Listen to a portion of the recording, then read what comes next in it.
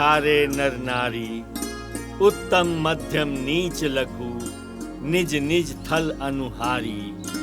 राजकुंवर तहि अवसर आए, मनहु मनोहर तातन छाए। खुश रहा, खुश रहा। गुण सागर नागर बरवीरा, सुंदर श्यामल गौर शरीरा। राज समाज विराजत करे, जी बाबूजी। बाबूजी पाठ करके उठिए ना तो बता दिया कि हम कोर्ट जाता नहीं, कुछ काम बा, दोपहर ले आ जाई। ठीक बाबूजी, हम बता दें। ठीक बा, चला।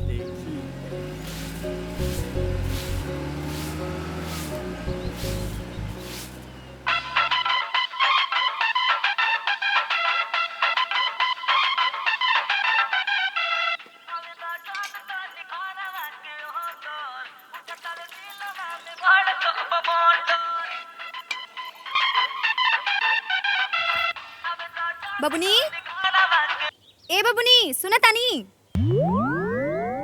तनी यहाँ आई ता। एबरा हमरवा के कढ़ी बनावल सिखावा तानी। बस भाभी 5 मिनट, एगो रील बना के बस आवतानी। ठीक बा, जल्दी आई।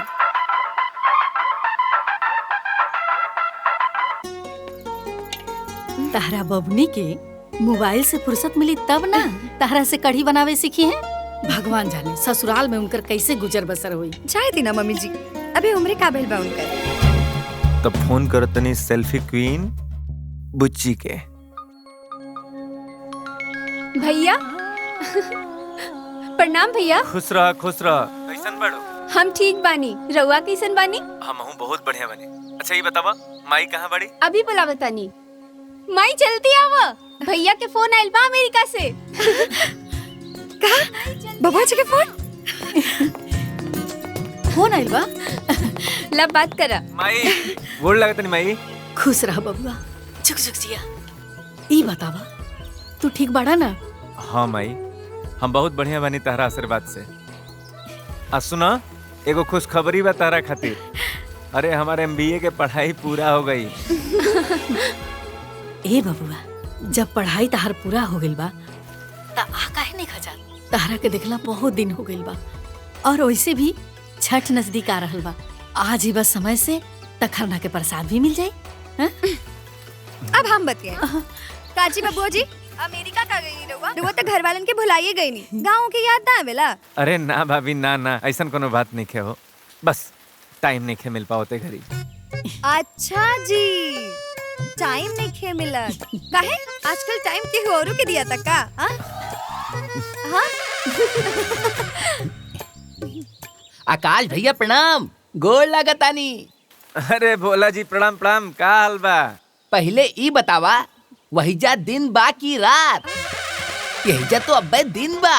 अच्छा अच्छा, ओइजा दिन बा त इजा रात बा, का बुझाइल? हमके पता बा, जब इंडिया में दिन होखेला नू त अमेरिका में रात होला। देखला लोग, हम कितना ज्ञानी बानी।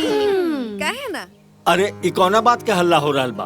भोला बाबू, रउआ केकरा के ज्ञान बांट रहल बानी? अरे दादाजी, हाय आकाश भैया के अमेरिका से फोन आइल बा। प्रणाम दादाजी, गोड़ लागत तनी। खुश रह बबुआ, सब ठीक बा ना? हाँ हाँ दादाजी, सब बहुत बढ़िया बा। अच्छा आकाश, अरे जब पढ़ाई लिखाई खत्म हो गइल बा त घरे चलावा, त आके अपना बिजनेस संभाल। हाँ, ताकि हम हूँ तोहार बियाह हुआ करा के निश्चिंत हो जाएं, अपना जिम्मेदारी से मुक्त हो जाएं। अरे तोहार बियाह खातिर ही लइकन वालन सब तक कपारे पर आके बैठल रहलन। हम आ जाता नहीं। हम आ जाता नहीं ना, अभी जाके टिकट कटावा। ठीक बेटे, टिकट करवा लेता नहीं। ला चल।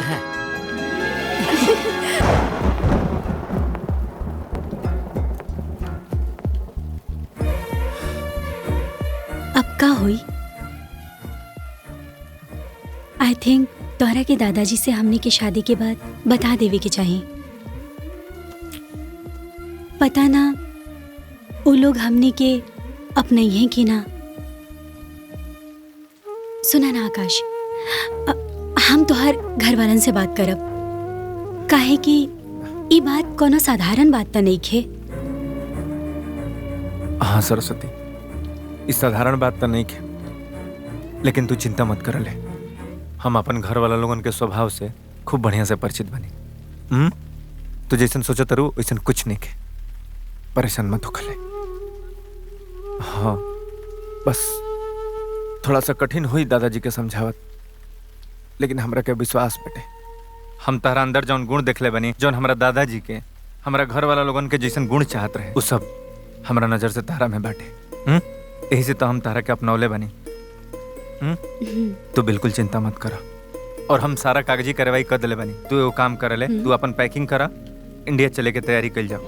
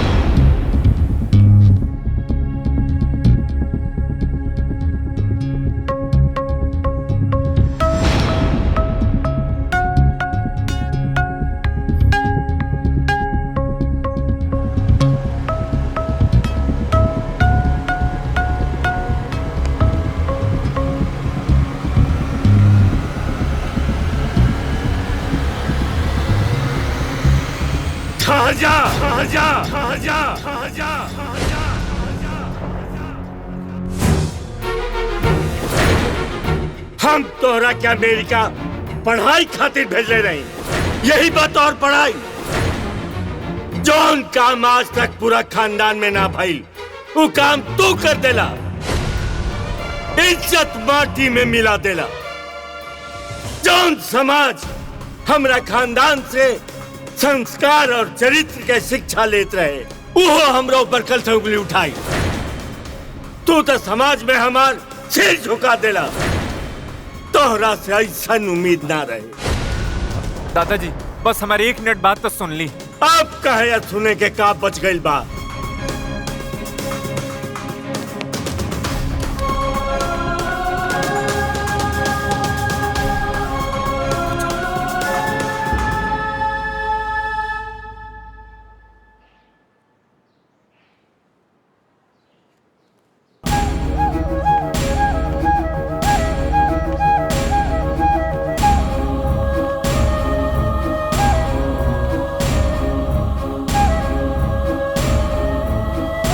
महादेव, गाड़ी स्टार्ट कर।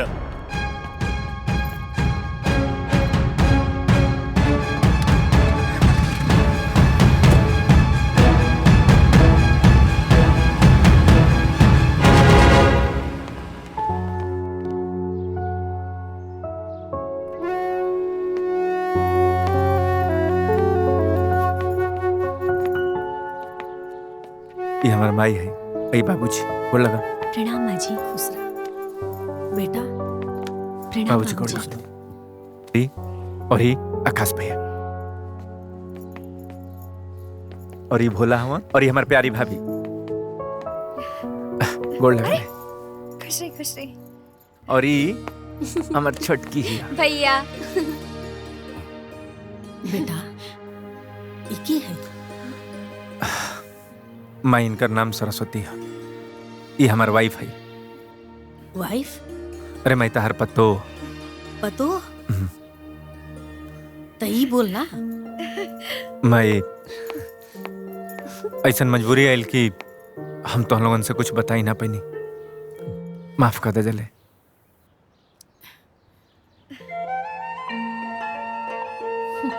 चला भैया, जॉन भी भइल, भाभी बड़ी नेक बाड़ी। अरे वो सब अरे पहले बहुरिया के अंदर चले जा।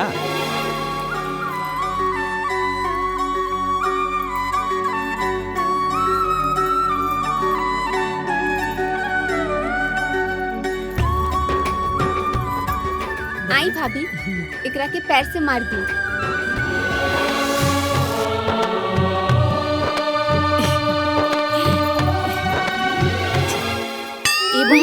आकाश न अमेरिका से बियाह करके बहू ले आइल बा।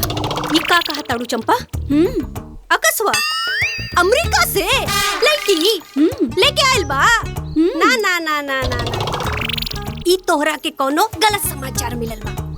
ना बहिनी, ई बात 100% सही बा।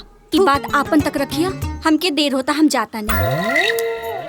ई बात हमरे तक ही रही, हम कहा जाता नहीं केहू से कहे खातिर। वैसे भी जे जैसन करी ते कैसन भरी। तू जा, निश्चिंत होके जा। हाँ।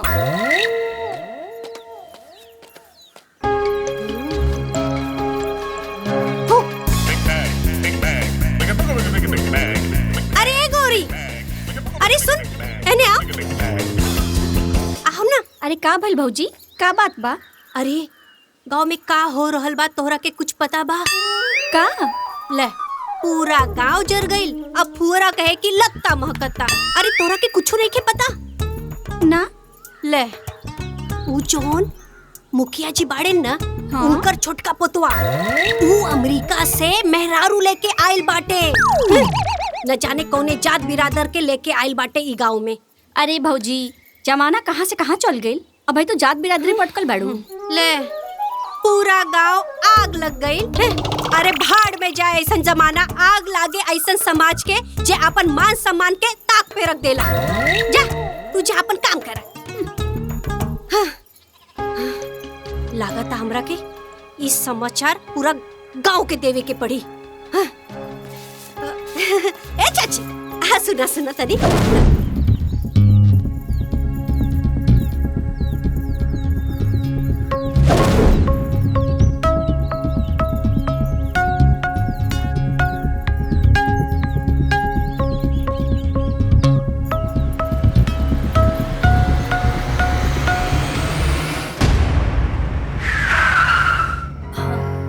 बाबूजी आ गए नी। बबुआ हाँ माई। तू जा, जाके तनी बाबूजी से बात कर ला। ठीक बा माई।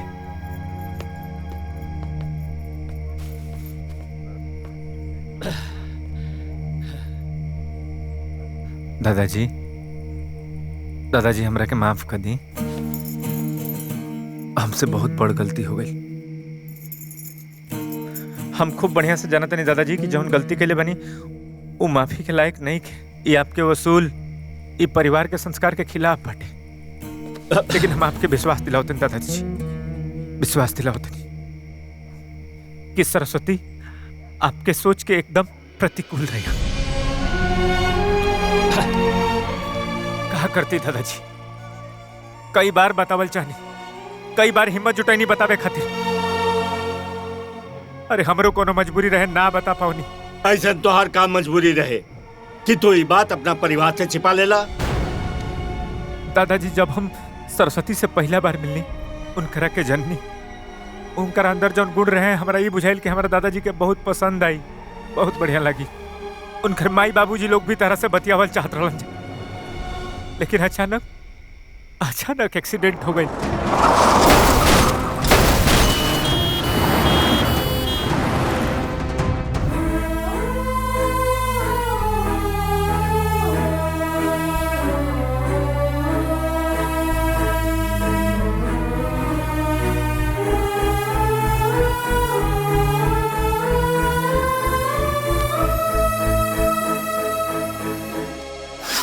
करती दादाजी, सरस्वती एकदम बेसहारा हो गई, एकदम अनाथ। उनकर ये हालात देख करके हमरा के मजबूरी में ही फैसला लेवे के पड़ल। दादाजी हमरा के माफ कर दी, हमके माफ कर दी दादाजी, हमके माफ कर दी।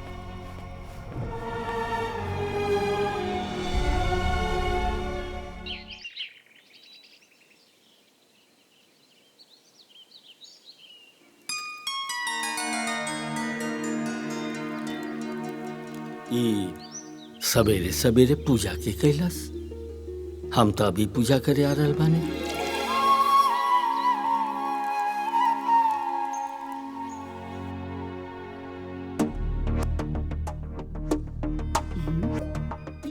इतना सुबह पूजा के कैलाश? जय ठाकुर जी। बहू, आज बड़ा सवेरे सवेरे तुलसी जी के जल चढ़ा दिलू हा, कहीं जाए के बाका? ना बाबूजी, हमारा नहीं के पता, हम तो अभी जाता नहीं पूजा करे। सब्जी, दाल, रोटी, खीर और खाना कहीं बनेला सा। इतना सुबह कैला सके? हम जाना तानी ई के कैले बा। के कैले बा?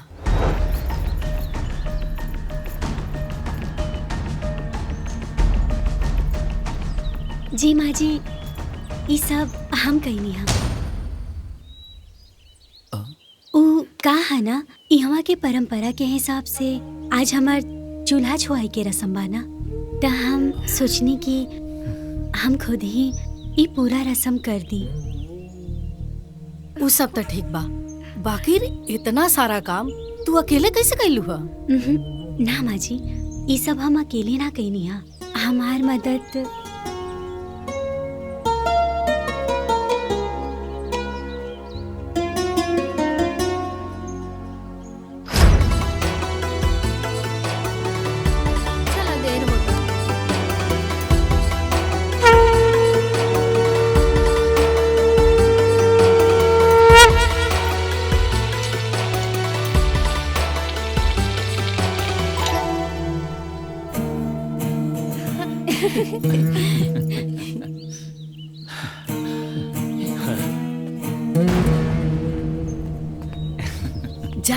जाके दादाजी के मनावा।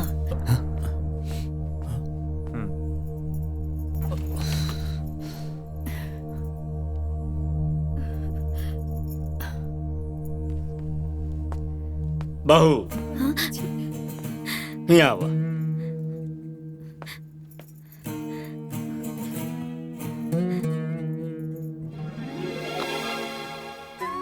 ये तो हार ददिया सास के दिहल हार है, एके उनका आशीर्वाद समझ के पहन लिया।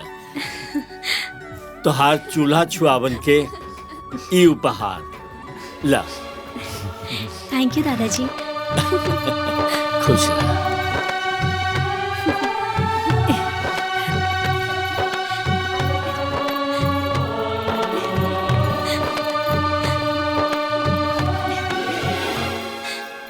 बाबा बैद्यनाथ की जय।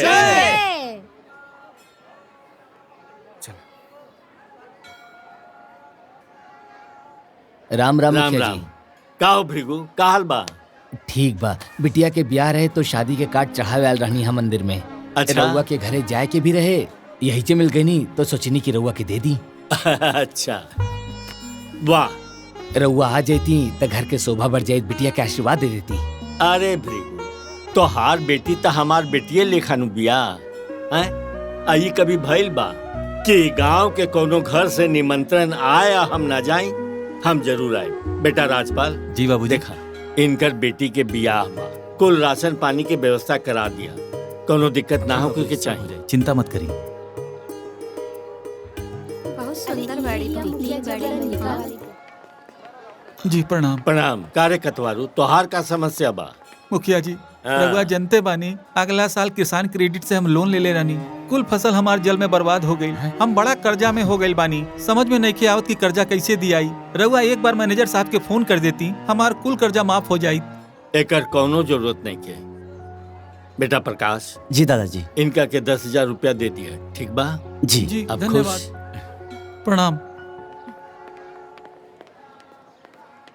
प्रणाम प्रणाम खुश मुखिया रह, जी। खुश रह। का रघु, बड़ा उदास लग रहा बड़ा। ओ का बात है ना मुखिया जी, हमार बिटिया बीएड करे का जिद कैले बिया, कहतिया मास्टराइन बनब। हम ओके बहुत समझौनी हाँ कि बिटिया बिटार के पढ़ौला लिखौला के ज्यादा कोनो कुछ मतलब ना होखेला। आखिर ब्याहे के बाद ससुराल में जाके ओके चौके बासन न करे के पड़ी। अरे बेटी बिया पढ़ल चाहतिया त काहे न पढ़ाई बा? बेटी पढ़ी त देश के विकास होई। अब आगे का खर्चा हमारे लिए कठिन बा मुखिया जी। रघु, आज से तोहार बेटी के पढ़ाई के सारा खर्चा हम उठाई। धन्यवाद मुखिया जी। बाबूजी, हाँ। राउरी फैसला खाली रहुए ना, हमनी सबके सहमति बा, सबके सीखे के चाहिए। प्रणाम मुखिया जी।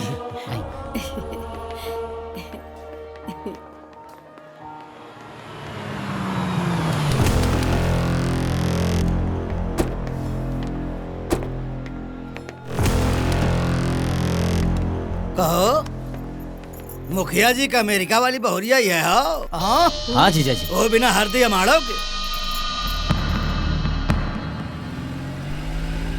वाह वाह, मुखिया जी तो पूरा गांव में बड़ा संस्कार बांटले। अपना पोता के घंटा कोनो संस्कार ना डालन। हाँ? ये कहल जाला चिराग तले अंधेरा। अरे जीजा जी, ये बार है मसाला लेके चुनाव में काम आ जाई। अरे भैया, यही बात के मुद्दा उठा के इनका चुनाव में धूल चटा देवे के बा। वैसे भी पूरे गांव जवार में यह चर्चा बा कि अब की हमने चुनाव बम्पर वोट से जीतत बड़ी। और का देवर जी ना एकदम साचो कहत बाड़े। वैसे भी रउआ 30 साल से तहरते बानी। एक बार ना रउआ चुनाव में जीत जाइब ना तो हमार 30 साल के सपना पूरा हो जाए।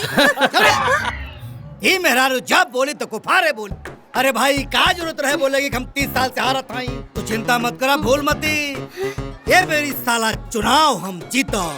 आयन के पटकनी देहब, इनके औकात दिखाई, वो चाहे जैसे साम दाम दंड भेद कुल लगाई। हाँ माई देखा है कुछ छूटल तो ना हो।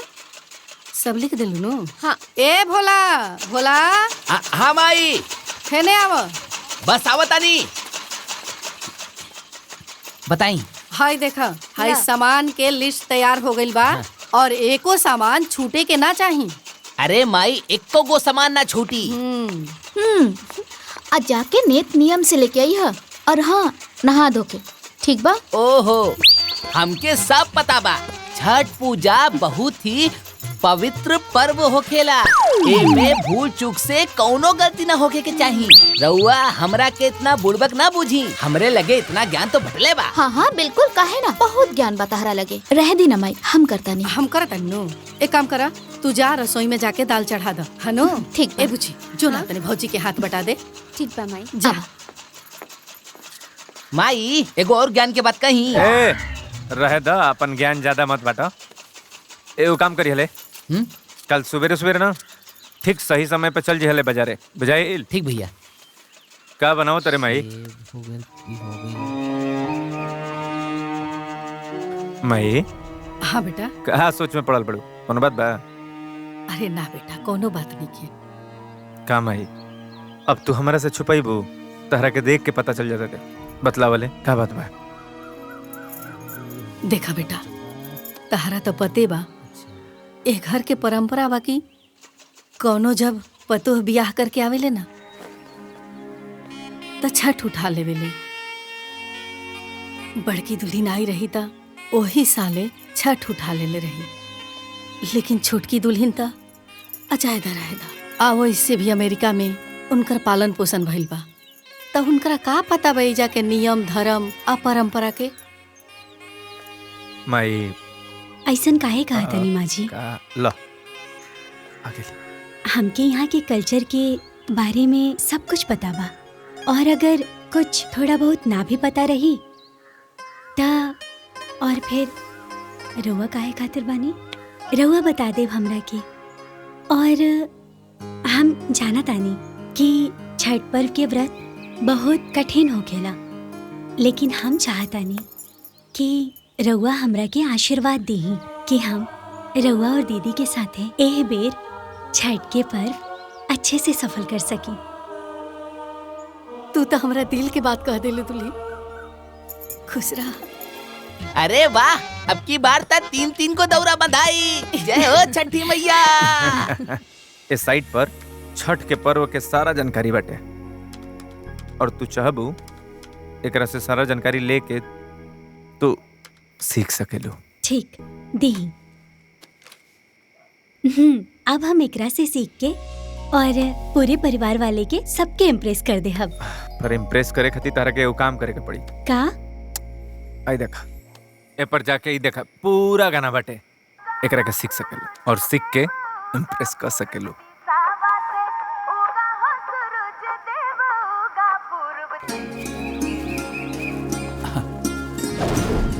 आराम से आराम से। औरो बा लावता लो। चला चला जल्दी करा। सब कुछ ठीक बा ना?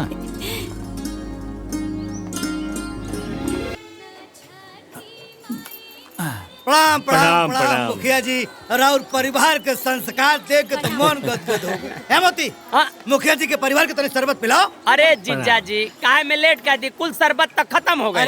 अरे ज्यादा कोनो बात नहीं खे बलबन, ये सब लोग शरबत पी चुकल अच्छा। बालू। बाकी हाँ, जाए के पहले तू हमार घर के छठ के पूजा के प्रसादी ले लिया। जी, जी। ए बलवंत बाबू के पूजा के प्रसादी दे दी है। मुखिया जी आशीर्वाद बनाए रखें। प्रणाम। लाहो प्रणाम प्रणाम। चलो जी जी जी खुश रहा खुश रहा। देखा ही मेरा रुके खा रहा हूँ ढकोसला दलित ट्रेन कहीं की। ए जी आयल है रउआ खाई ना। खाली खाए के चक्कर में देखा सत्यानाश हो गए। काल के बहुरिया आयल हो और छठ पूजा कर दलस। ये एकदम हुरा थाई पता न फाटे बुकबा। हाँ भौजी भैया बिल्कुल ठीक कहत बाड़ा। बुझलू ई चाय पानी शरबत पियवला से क्योंकि दिल ना जीतल जा सकला, ओकरे खातिर कुछ और करे के पड़ाला। हैला तारा तो खैले से फुर्सत ना। हम तो कहत रानी बहनिया के छठ पूजा रखा, बाकी सारे तू और तुम्हार बहन दोनों सत्यानाश। चल ला खा चल।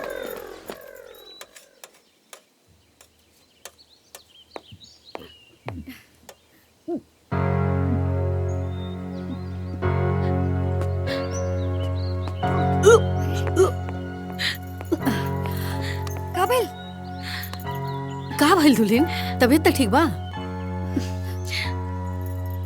ओ दीदी हम अरे ये तो बहुत खुशी की बात बा। बाबूजी पापा हमने घर में एगो नया मेहमान आए वाला बा। गा अरे अरे खानदान खातिर सबसे बड़ खुशखबरी बा। तू लोग एक काम कर, बहुरिया के कोनो काम मत करे दिया। हाँ अरे घर में इतना मेहरारू तू लोग बाड़ू, घर संभाल लिया और उनकर विशेष ख्याल रखिया। दादाजी बिल्कुल सही कहत बाड़े। देखा तुहार जिम्मेदारी बहुत बढ़ गई बटे। बहू के कोनो दिक्कत ना होके के चाहिए। ना होके दे बिल्कुल। अरे आकाश। हाँ भाजी। बेटा हम चाहतनी कि तू बहू के लेके डॉक्टर लगे जा। हाँ और डॉक्टर से तनी राय मशवरा भी ले ला। ठीक बा बाबूजी। हाँ दादाजी अब तो हम चाचा बन जाइब ना।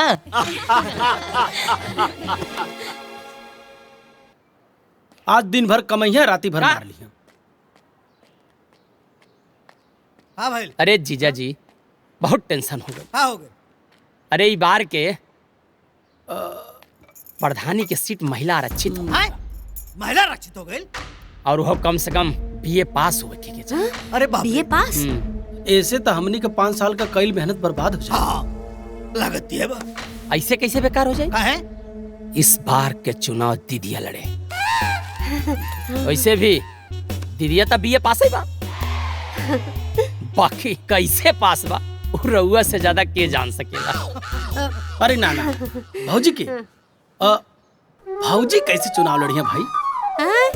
काहे ना लड़ी देवर जी राउर भौजी चुनाव? अरे अपने भैया से पूछला, हम इनकरा से कितनी बार लड़ले बानी। अरे भाई मार लड़ाई का बात ना होता हो, ये चुनाव का बात चला था। हे भगवान कहाँ से पा गई नहीं। अब ऐसा घर में और कोनो मेहरान तो हो ना, अब मजबूरी हवे नहीं कि चुनाव लड़ावे के पड़ी। तैयारी करा लो फिर।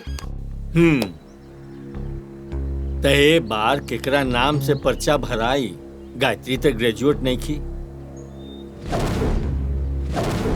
दादाजी एक बात कही। हाँ? हमरा लगा था कि आकाश बहू तो एमबीए बड़ी ना,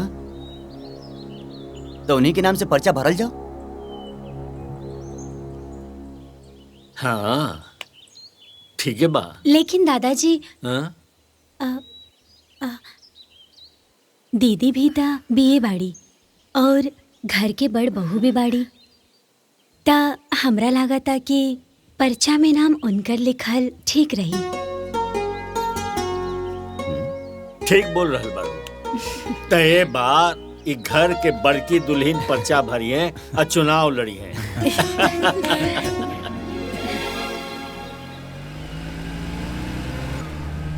आज सूरज पूरब की जगह पश्चिम से उगा था। वो देखा क्या हुआ था? ये तो बलवंत सिंह था। अरे तब बेमतलब के अपन बुखारो ना दिलन, जरूर कोनो मतलब है। प्रणाम मुखिया जी। प्रणाम प्रणाम। का समाचार बा? सब आशीर्वाद बा आपके। हाँ बा हाँ बा। प्रणाम प्रणाम प्रणाम प्रणाम। कैसे कैसे अइला हा? अरे अब मुखिया जी दरअसल बात यह है कि हमार पत्नी फूलमती प्रधानी को चुनाव लड़े चाहतनी और ये रहुआ आशीर्वाद बगैर मुमकिन नहीं खे। अब रहुआ तो 30 साल से प्रधान बटले बनी। अब ए बेरी कहा हो कि जो प्रधानी के चुनाव हो वो हो गई महिला सीट। हाँ तो हम चाहता नहीं कि अगर रहुआ आशीर्वाद दे देती तो हमार पत्नी फूलमती प्रधान बन जाती, बना दी। आशीर्वाद ला। कहानी काय मारतानी? हाँ ठीक बा ठीक बा ठीक बा। सुना घर में जाके तनी भौजी का आशीर्वाद ले ला। अच्छा जा जा। छोटकी दुल्हन के अइला से घर में रौनक आ गइल बा। घर अब भरल भरल लागता। सच कहनी अम्मा जी, अच्छा लगा था। प्रणाम दीदी। अरे फूलमती खुश रहा आओ बैठा। राधा अरे खुश रहा। प्रणाम चाची। अरे खुश रहा। कहाँ रहलू हा?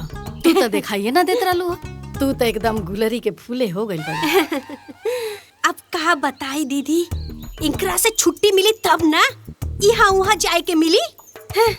अरे ई त हमरा के प्रधानी लड़े के भइल तब हम यहाँ आ गई नी। मोती के जीजा कहलन है कि जा सब केहू के आशीर्वाद ले ला। ए नाते आशीर्वाद लेवे आ गई नी दीदी। ठीक कैलू हा।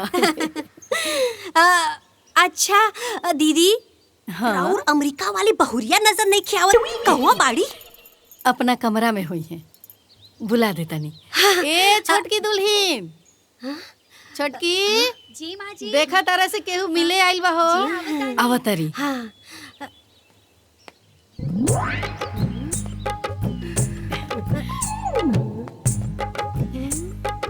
चाची के पैर छूला।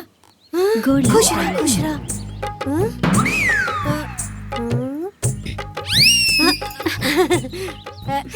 बहुरिया तो बड़ी लंबी पिया। ए बहुरिया, अमेरिका में सब केहू लंबे लंबे होला का? हमरा मोती खातिर भी ऐसे ही बहुरिया खोजिया तबे निमन रही। अच्छा ए दीदी, सब केहू याद रखिया हा ओटी खाती और अपन आशीर्वाद बनाए रखिया दीदी। हाँ? अच्छा हम जाता नहीं। प्रणाम। प्रणाम चाची। खुश रहा। अरे खुश रहा। रवा लोग चाहते तो भर के निकल जाये। आ गए लू। हाँ। मुखिया जी बस आशीर्वाद बनाए रखब। प्रणाम। तनी देखिया, ध्यान रखिया लोगन। हाँ अब आओ। चला आवा लोग। आवा घुस। हाय देखा सारा बा। ए देख हाँ। देख फोन लगाओ, तुम्हार भाई अबले आइल ना। फोन क्या लगाई भैया भाभी आगे लन जा। बबुआ डॉक्टर का कहलस हो? माई हाँ? बहुत खुशी की बात बा। निर्मला भी यो खुशखबरी बा। का तेरा मतलब भैया? अरे अब तो खाली पापा ना, चाचा बने वाला भी बड़ा। कहाँ बात करते रहा? जियत रहा। ए माई, मान तरे ना कि हम कितना लकी चुप, तू का लकी बड़ा? लकी तो भैया हमार पतो सरस्वती कि जेकर गोड़ हमार घर में पड़ल तबे से तो शुभ ही शुभ होता। धन्य हो प्रभु, हमरा के ऐसा मौका देला कि एक साथ दूधू को पोता खिलाई। एगो हे कांधे पे, एगो हे कांधे पे। बुझाइल नु? बुझा गइल। अब सुना लो, अब ना हमार दोनों पतोह के गोद भराई हम एके दिन एके साथ करब। ये सही रहा है। अरे ये तो बहुत बड़ खुशखबरी बा। हम जा तानी दादाजी के बतावे।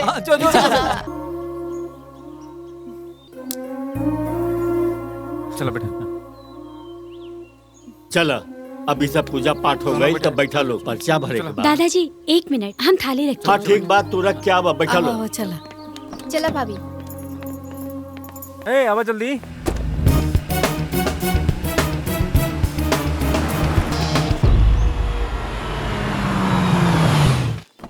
बलवंत सिंह! बलवंत सिंह! बलवंत सिंह! फूलमती देवी! फूलमती देवी! बलवंत सिंह! बलवंत सिंह! अरे क्या कर रहा है? बलवंत सिंह!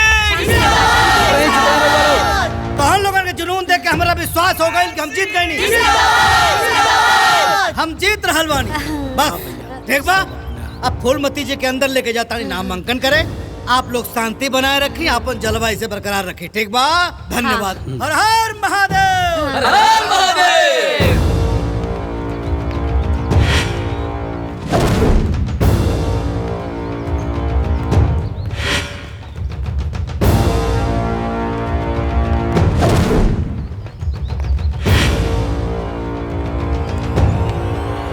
अभय प्रताप, निर्मला देवी, निर्मला देवी, निर्मला देवी, मुखिया जी, मुखिया जी, अभय प्रताप, निर्मला देवी। सर एक मिनट, ये 2000 ना? मैम यहाँ अंगूठा लगा दीजिए। लगाओ। ए जी, इंकरा के बताई ना कि हम अंगूठा ना लगाए, हम तो बीए पास पानी, सीधा साइन करब। पूरे दुनिया का पता है तू बीए पास बाड़ू। हाँ। आय कर था। यहाँ अंगूठा लगाए जरूरी हो, अंगूठा लगाओ। साहब ये बताई कि हमार चुनाव चिन्ह का बा? आपका चुनाव चिन्ह बेलन है। बेलन? अरे ये तो हमार पसंदीदा बा। खुश हो गई। चला। Thank you sir, thank you. Welcome. Balwan Singh, Phoolmati देवी, बलवान सिंह, बलवान सिंह। आप लोगों के प्यार मोहब्बत देख के करेजा गदगद हो गई। हमारा पूरा विश्वास हो गई कि हम चुनाव जीत जाब। अब अपने अपने लेवल पे क्षेत्र में लग जा लोगन, और किसी भी कीमत पे हमनी के मिले चाहे जीत हमनी की हो गई। हाँ। बलवंत भैया तू चिंता मत करा, तारे इलेक्शन में चल लड़ा दे बलवंत भैया। ए जी, हर बेर तक कहेलन हो जाई, पैसा लेके चल जाले, ऑटो की और के दे देवे। चुप रहा महाराज, फालतू मत बोला। ये बार ऐसे ना होई। ए बेरी पुख्ता इंतजाम होई। रवा लोग हमारे साथे बानी लो। बलवंत भैया, बलवंत भैया, बलवंत भैया, फूलमती देवी। बाबूजी, हम चाहत रही कि छोटकी दुल्हन के अपना माई से मिलवा दी। बड़की दुल्हन तो हमारा माई से मिलिए ले बाड़ी, त छोटकी भी हमारा माई से मिल लेती, त ननिया सास के साड़ी पहनावे के रस्म भी पूरा हो जाई। अरे तो इमे कहे के का बात बा? तू काल आकाश के या दुल्हन के लेकिन नहीं है चल जा। दादाजी हम का कहत रहनी है? काल जाइल तो संभव नहीं है। एक खातिर के चुनाव सर पर बटे, आ काम भी बहुत ज्यादा बा। आकाश बिल्कुल ठीक कहा था, चुनाव के टाइम में क्या हुआ गल संभव नहीं है। अरे ये भी इतना कहे वाला कौन बात बा? हम बिहने भोला के बोल के भेज दे हब। माई भैया नहीं खन जात तो हम चलब तोरा साथे। नानी से मिलना भी बहुत दिन हो गइल बा। ठीक बा, चलिए तू जैसन रहुआ सबके मर्जी।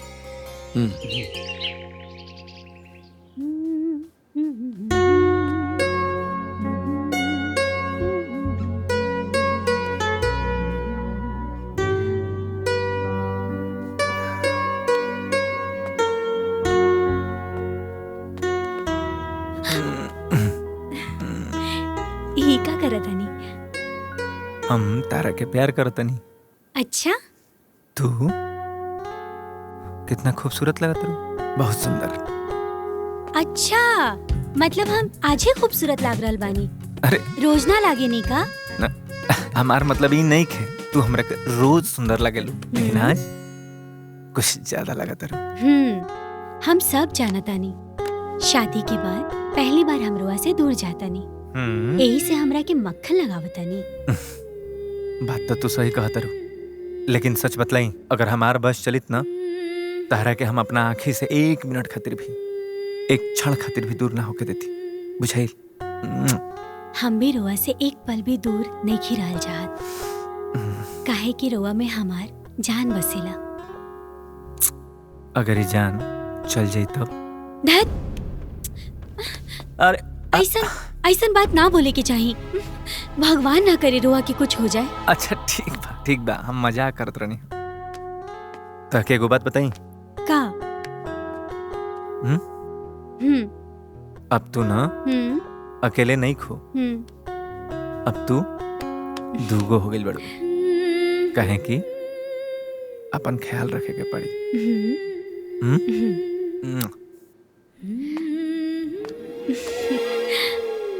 भाभी चला भाभी, चले के नहीं खे का? हाँ, नीचे सब राउर इंतजार करता लोग। और भैया हाँ दरवाजा तनी बंद कर लेहल कर।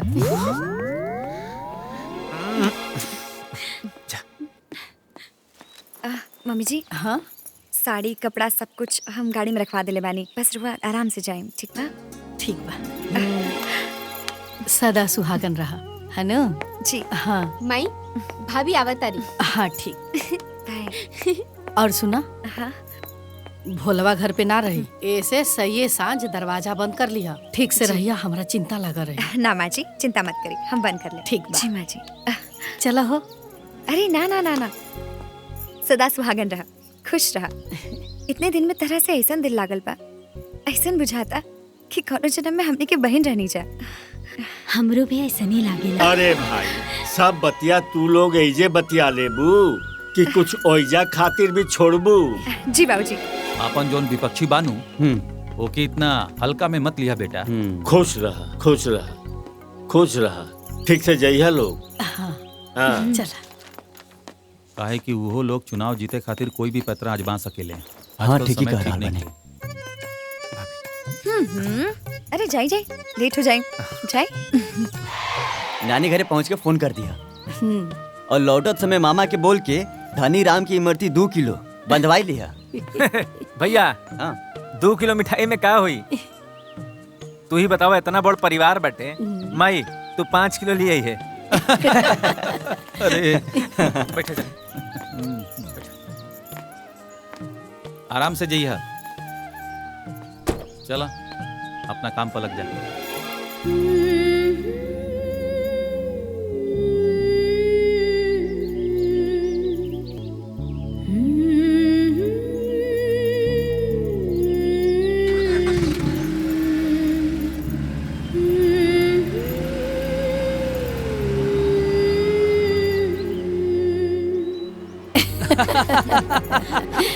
हाँ भाई, अरे खाली हम ही आई कि तू आईबा अपना जीजा जी से मिले? ए दीदिया, तारा तो पता बा ना कि हमार काम कैसन बा। अब तो इहो मालूम बा कि माइयो के बीजा हो गइल बा और ललिता के भी बीजा हो गइल बा। अब साल भर बादे इंडिया आवे के मौका लागी और तबे तारा से भेंट होई। मामा हाँ अब की अइहा तो हमरा खातिर एगो नया मोबाइल ले ले अइहा। अरे काहे ना हमार भगनी, तारा खातिर एकदम नया मोबाइल लेके आई बबकी। अरे मामा हमरा खातिर का लइबा? अरे भोला, तारो खातिर कुछ ना कुछ लेके आई। अरे दुल्हन आ गेली, आवा दुल्हन आवा। दूधो नहा पूतो फला। ए बेटा, जैसन नाम वैसने गुण बा तहरा में। तहरा के देख के हमार करेजा जुड़ा गई। ठीक बा माई, चला तानी, तू अपन ख्याल रखिया। अच्छा से रहिया। चला आवा।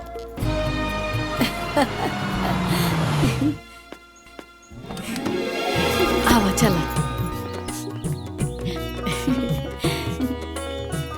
आज हम बहुते खुश बानी, जान तरू का है? माई से मिल के नानी से मिलके सच में बहुत अच्छा लगा। नैहर गईला के खुशिये कुछ और होखेला। जान तरू, यहाँ के दूल्हा बन के गई रही तो पूरे गांव में शोर हो गई।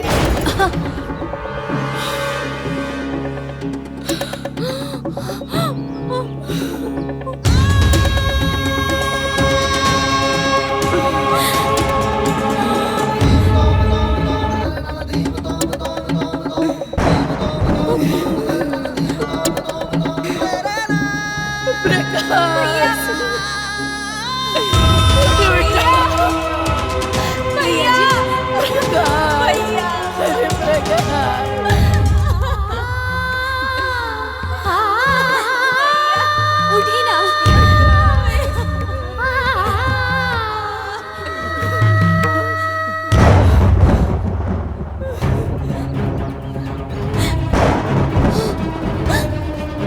दादाजी, दादाजी,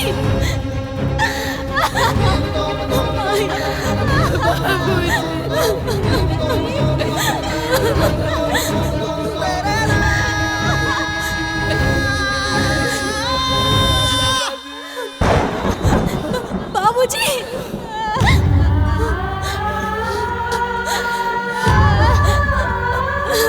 बाबूजी।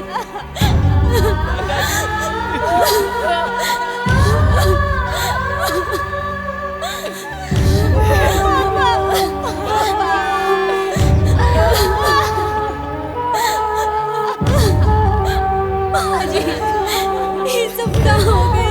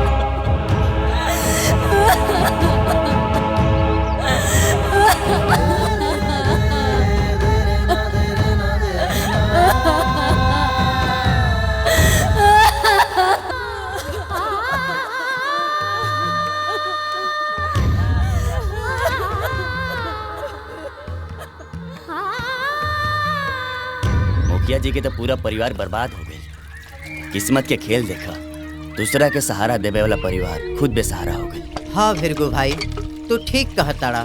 ई घटना पूरे गांव के दहला देहलस। अब चुनाव के का होई? उनकर बड़की पतोया भी चुनाव लड़े वाला रहले, वो तो ना बचले। हाँ, छोटकी बहुरिया ना कुल गुड़री निकललस। ऐसा ना हा बड़की के नाम से चुनाव के पर्चा भरा गेल रहे। त का होई बहनी? जवन भगवान चाहिए वह होई। अब इलेक्शनवा का होई? तो के का लगता बहन?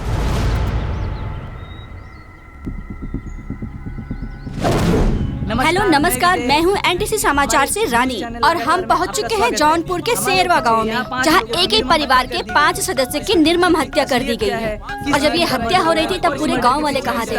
बिहार में हत्यारों ने घटना को अंजाम देते हुए परिवार के 5 लोगों को मौत के घाट उतार दिया। इस मामले में पुलिस ने तहकीकात की है, लेकिन अभी तक पुलिस के हाथ कोई सबूत नहीं लगा है। क्या कारण है? आखिर कौन कर सकता है और क्यों किया है? फूलमती प्रधानिन बनिएगा। हाँ दीदी, आप तो तोहार जीत एकदम तय बा। काहे से कि तोहरा सामने अब केहू लड़े वाला बचला ही नहीं थे। एकदम घुसगो बड़ा का। अब भौजी के लड़े के जरूरत ही नहीं थे। अरे ये तो निर्विरोध हो गई नी ना। एक कहल जाला कि सांप भी मर गई और लाठी भी ना टूटल। फूलमती प्रधानिन भी बल गई नी और केहू के पता भी ना चलल। ए जी, रउआ सांप मार दहली। हम सोमवार के व्रत भूखीला और रउआ हमार तपस्या पे पानी फेर देहनी। अरे भाई, तोरे बुद्धि में का घुसल हो भूसा? जब मुँह खोलबू तब कुछ न कुछ उल्टा। बट सांप मर गए, हे मर गए, हाउ मर गए। जब ना समझ में आओ चुप रह करा। तो आइए हम परिवार के लोगों से बात करते हैं और पता करते हैं कि ये घटना क्यों और कैसे हुई।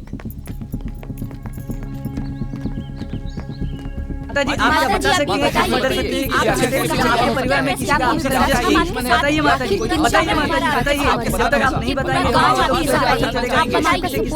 बताइए माता जी। क्या लगता है कौन हो सकता है इस हमले के पीछे? बताइए माता जी। कुछ तो बोलिए माँ जी, आप बताइए। आप बिल्कुल डरिए मत, बताइए किसने किया, हम आपके साथ हैं। कुछ तो बोलिए, कुछ तो जवाब दीजिए। बोलिए माता जी, माता जी बोलिए, बोलिए माता जी, हम आपके साथ हैं। क्या इसका अंदेशा आपको पहले से था? कहीं ऐसा नहीं ये चुनाव की वजह से हुआ हो? कहिए माता जी।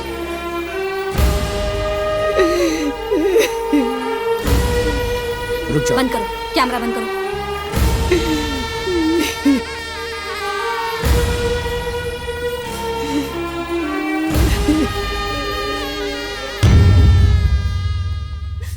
रुकिए रुकिए रुकिए रुकिए रुकिए।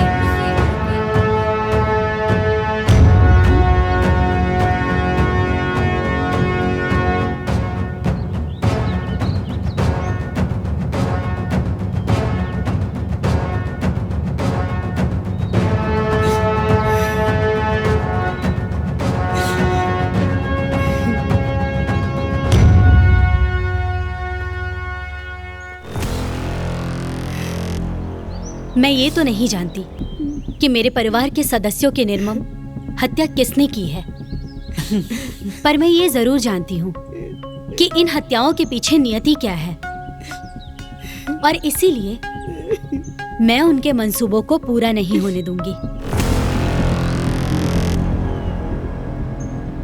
मैं सरस्वती सिंह, पौत्र वधू स्वर्गीय अभय प्रताप सिंह, पुत्र वधू स्वर्गीय जगतपाल सिंह और पत्नी स्वर्गीय आकाश सिंह, आज ये संकल्प लेती हूं कि मैं अपने कुल की परंपरा को संभाल कर रखूंगी और चुनाव लड़कर इस गांव का प्रतिनिधित्व करूंगी। गांव के सुख, दुख और विकास में अपने दादाजी स्वर्गीय अभय प्रताप सिंह की तरह हमेशा अगली कतार में खड़ी रहूंगी।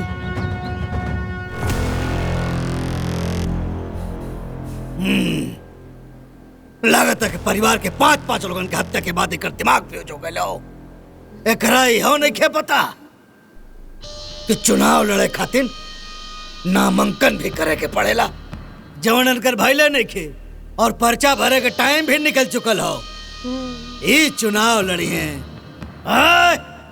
निकोटे खातिर नाखून होके के चाहिए, तोरा हाथ में नाखून नहीं के। ए जी, सरस्वतिया के हाथ में नाखून नहीं खे कहा? चुप, मुंह मत खोलिए, पागल कहेगी। लेकिन आप चुनाव कैसे लड़ेंगी? नामांकन तो आपका हुआ नहीं है। नामांकन तो आपके जेठानी के नाम पे हुआ था, जो कि अब इस दुनिया में नहीं है, तो फिर आप चुनाव कैसे लड़ेंगी? सही कह रहे हैं, जेठानी नहीं है, पर मैं तो हूँ। शायद आप लोगों को पता नहीं होगा, नामांकन मेरा भी हुआ है। अच्छा दादाजी, हाँ एगो बात कहे के बा। हाँ बोला। रउआ ना एगो पर्चा हमरा नाम से भी भर दी ही। काहे से कि अगर एगो पर्चा कोनो भी कारण से रद्द हो गई तो हमने लगे दूसर पर्चा रही चुनाव लड़े खातिर। सरस्वती ठीक कहताड़ी बाबूजी। अरे ये बात तो हमरे दिमागे में ना आइल हा। बहू के दिमाग तो सचमुच में बहुत तेज बा। अरे बहू के कर बाड़ी, हमार खानदान के नाम तो यह नु रोशन करी। बाबूजी हाँ तैयारी करा भरा भरा।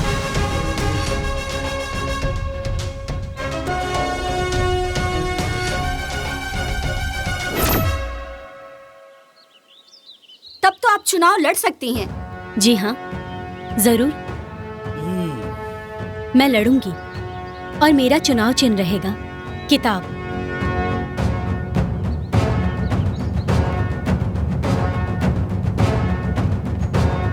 ये एक बहुत बड़ी खबर निकलकर सामने आई है। मुखिया परिवार की छोटी बहू अमेरिका से जो पढ़कर आई हैं सरस्वती जी, ग्राम पंचायत का चुनाव लड़ेंगी। उनका नामांकन पहले ही भरा गया था। कैमरामैन राम के साथ मैं हूँ प्रशांत सिंह। आप देख रहे हैं आजतक टीवी। जो जनता शोक में डूबी हुई थी, उसी जनता को इस खबर से थोड़ी राहत मिली है।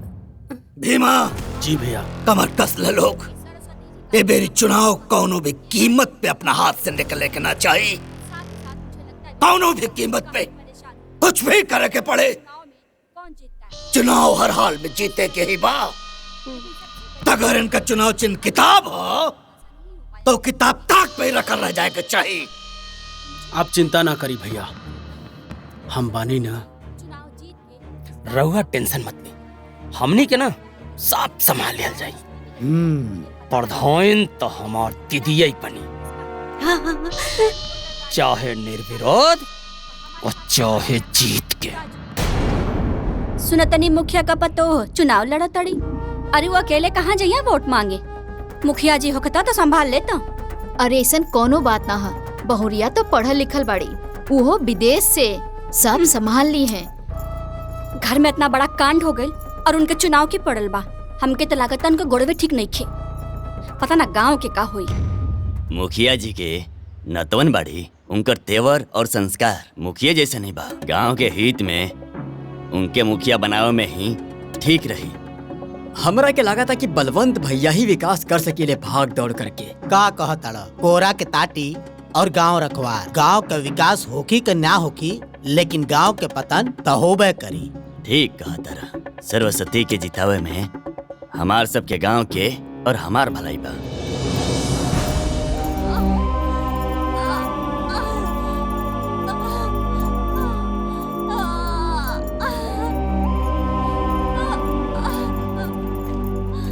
का भइल?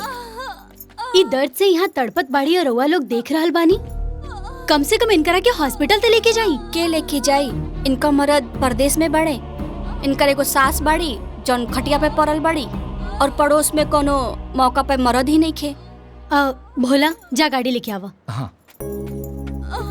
चल अरे बेटी तू मत उठावा, तारे पेट में खुदे बच्चा हा, परेशान हो जाइबू तू। रउआ चिंता मत करी, फिलहाल जेकरा दर्द बा ओकरा संभालल जरूरी बा। सही कहा तारू। जॉन होके के होई उ देखल जाई। फिलहाल इनका के हॉस्पिटल ले गल ज्यादा जरूरी बा। मैडम आगे गाड़ी। चल आराम से, आराम से जाइयो, आराम से देख। आई आई आई चली। सब ठीक हो जाए, चल आराम से। हे भगवान सब ठीक करब। फूलमती देवी, फूलमती देवी, बलवंत भैया, बलवंत भैया। बस बस बस बस बस बस। देखा ई गांव के मुखिया जी तोहन लोगन के लूटत हवे। कुछ काम धाम कैलन ना। अब की बेरी हमारे मेहरारू फूलमती के जितावा लोगन। गांव के खड़ंजा, नाली, मिडवाइफ सेंटर, शौचालय, आवास, सब काम हम करवा दे। ठीक बा नू? हाँ हाँ ठीक बा, ठीक गांव के बा। विकास खातिर चुनाव चैन बलवंत भैया, बलवंत भैया, बलवंत भैया, बलवंत भैया। अरे पीछे हटा, पीछे हटा।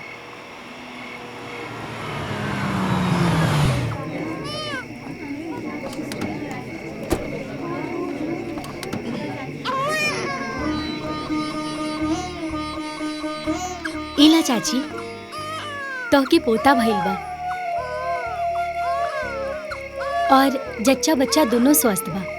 अब बस ख्याल रखे के पड़ी दोनों के। बेटी भगवान तारा के खूब खुश रखस, तू खूब खुश रहा। तहरो भी एगो सुंदर लाल होखी बेटी। भोला इला एमे दवाई बा, टाइम टाइम पे इनका के खिला दिया, और मेवा मिश्री भी बा, खाइए तो स्वस्थ रहिए। एकर का जरूरत रहे? एकर कितना पैसा भइल? पैसा की चिंता मत करा, हमहू तोहार बहिन बानी, और बहिन से कैसन हिसाब। और हाँ ई मत सोचिए कि हम ई सब हम चुनाव खातिर कर रहल बानी। हाँ चला तानी चली।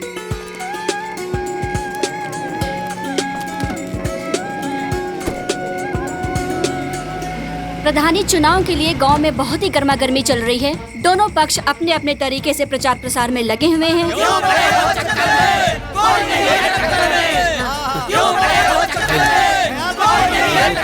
दादा बेलना पे वोट दिया। सरस्वती दीदी चाची हाँ? किताब पे वोट दी है। किताब पे वोट दी है। बोला का भइल? हमार नाम चंपा हो। हमार आदमी शहर में एगो कपड़ा के दुकान में काम करेले। सवेरे चल जाले, राती के देर से आवेले। ओकरा से घर का खर्चा चलावल मुश्किल हो गइल बा। काम खातिर बोली ला तो हमरा औरत होके के ताना मारे ले। लड़का भी छोट हो में बाहर जाके काम भी ना कर सकीले। रउवे बताई ऐसे कैसे चली, और घर में थोड़ा कर्जा भी हो गइल बा। ए चंपा, हाँ? सीला फ्राक सिए के देले रहली। हाँ भैया, बस इहे देवे जात रहनी। ठीक बा। अच्छा दीदी, हम चलत नहीं।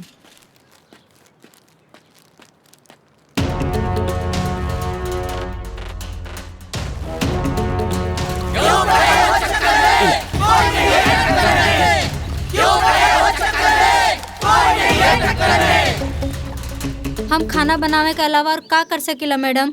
रोज सवेरे सवेरे उठ के उहे चूल्हा चौका और रात के खा पी के सूत जाइला। हमार जिंदगी तो नरक हो गइल बा दीदी। हमके कुछ करे का मन करेला, लेकिन का करी? मर्द लोग के समझाई? उनकर कहला में ये चाहे जरा चाहे मरा, लेकिन जोन करे कहा घरवा में करा। बाकी हम सुनने बानी कि गौरी भौजी बहुत निम्मन खाना बनावेली। अरे इहो कोनो कहे के बात बा? इनकर खाना के चर्चा पूरा गांव वाला करेले। कुछ करी दीदी।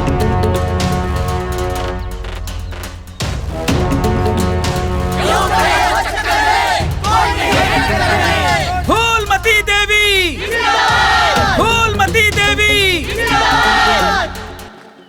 दीदी, शादी से पहले हमरा के गीत संगीत और नृत्य के बहुत शौक रहला, जेकरा वजह से हमारे स्कूल और हमारे कॉलेज में हमार बहुत नाम रहला। लेकिन जब से हमार शादी हो गइल बा, हमार पूरा शौक खत्म हो गइल बा। काहे से कि इनका के हमार गीत संगीत से कोनो लगाव नहीं खेबा, और हमार सासो कहली गौला बजवाला में का रखल बा। बस दीदी, अब जैसे तैसे ही जिंदगी कटत बा।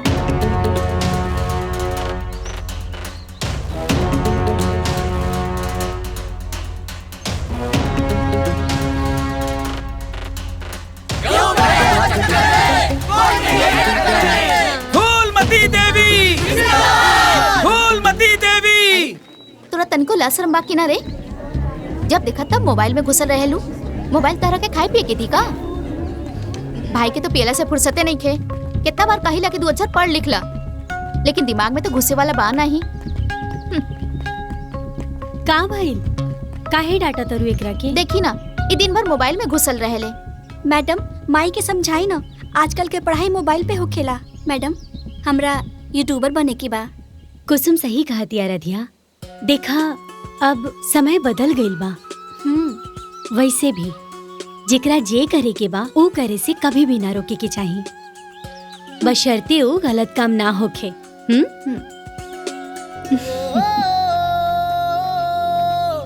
पंख नए हैं, नया आसमां, अब है नई उड़ान।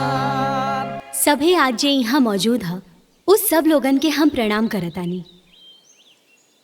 आज हमनी सभे जानतानी कि औरत मर्द से कंधा मिला के चलतारी। औरत और मर्द में कोनो फर्क नहीं खे रह गई। लेकिन ये बात हमने के गांव के मर्दन के समझावे वाला बा। दरअसल वो जाने ले सब, बस समझल और मानल ना चाहेले। कोनो बात ना, आज ये गांव के कोई भी औरत खुद के कमजोर ना समझे। बिल्कुल, समय बदल चुकल है, साधन बदल चुकल है। फिलहाल में हमने के पास जे भी संसाधन होखे, हमने के ओही से शुरू करे के चाहिए। देखी, समस्या कहाँ नहीं खे, हर जगह समस्या बा। लेकिन जहाँ समस्या रहेला, ओही जे ओकर समाधान भी रहेला साथ में। सबसे पहले हमने के अपने आप के पहचाने के हुई। हम का हई, हमने खुद के बतावे के हुई। त देखी, हिम्मत करी, एक कदम आगे बढ़ा। बहुत बढ़िया। चंपा, तोहरा सिलाई कढ़ाई आवेला ना अच्छा से? त तू एगो काम करा ना, गांव के बाकी औरत लोग जिनके सिलाई कढ़ाई में रुचि होखे, उनके सिलाई कढ़ाई सिखावा और अपना घर से ही कपड़ा बनावा। खुद के रोजगार चालू करा। जी दीदी। गौरी, तू बहुत अच्छा खाना बनावेलू। तोहरा खाना बनावल पसंद भी है। बहुत से लोग हुई हैं जिनका खाना बनावल पसंद भी है, पर शायद अच्छा ना बनावत हुई हैं। ता उनके सिखावा, उस सबके इकट्ठा करा और आपन लघु उद्योग शुरू करा। जैसे अचार, पापड़, मुरब्बा, ये सब घर से ही बनावा। तू बनावा और ओकरा के बाजार में बेच दा। एकदम सही एमे आप सबके पति भी आपकी मदद करी है। कोकिला, तू तब पढ़ल लिखल हऊ ना? काहे से कि तू पढ़ल लिखल हऊ त तहरा से कुछ उम्मीद जागल है। तू अपन गांव के बच्चन के पढ़ावा, घर से ही ट्यूशन पढ़ावल शुरू करा और साथ ही बच्चन के संगीत सिखावा, ठीक है? हाँ दीदी। कुसुम, तोहरा मोबाइल के बहुत नॉलेज है ना? त एगो काम कर, तू आपन भी चैनल बनावा और बाकी लोग के भी चैनल बनावा और उस सब के तू ही मैनेज करा। सब मिल के आगे बढ़ा।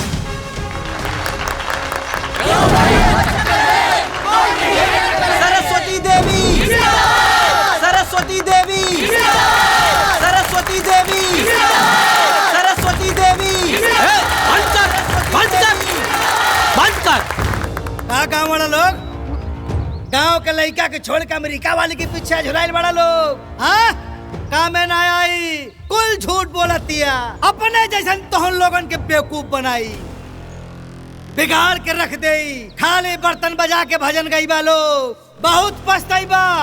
एक दिन तोहन लोगन के पता लागी कि तोहन लोगन के बरगलावत रहल हो, बेवकूफ बनावत रहल हो। अरे तू का राजनीति करबू? राजनीति करब हम गांव तुम्हारा प्रधान बने चलल है। अरे प्रधान बनी फुलमतिया।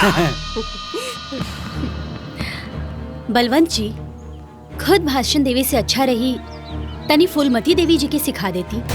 अरे भैया, प्रधान बने के बाद काम आई, वरना जे खुद ना बोल सकेली वो प्रधानी का करिए। सरस्वती देवी, सरस्वती देवी, सरस्वती देवी, सरस्वती देवी। भास्कर न्यूज।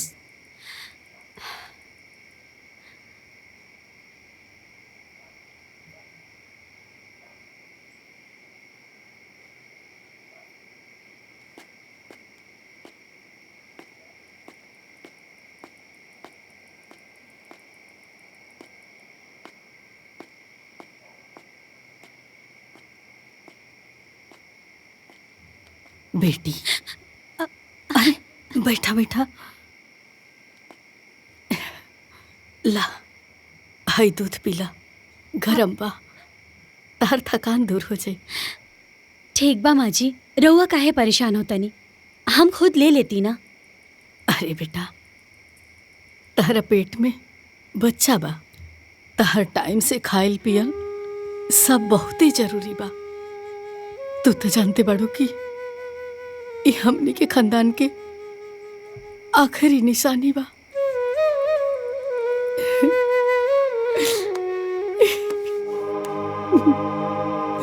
माँ जी, धैर्य रखी माँ जी, सब ठीक हो जाए, भगवान पे भरोसा रखी।